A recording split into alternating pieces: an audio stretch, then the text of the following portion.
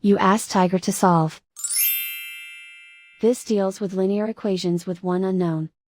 The final result is a equals 34. Let's solve it step by step. Simplify the expression. Multiply the fractions.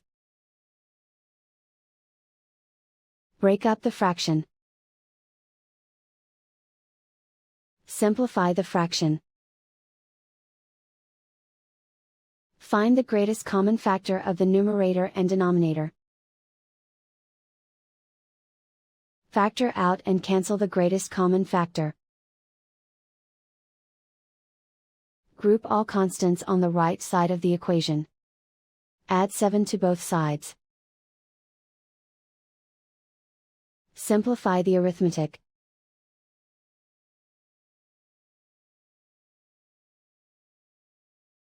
Isolate the a. Multiply both sides by inverse fraction 2/1.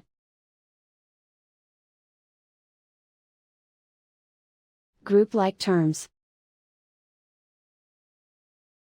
Multiply the coefficients. Simplify the fraction. Simplify the arithmetic. And so the final result is a equals 34.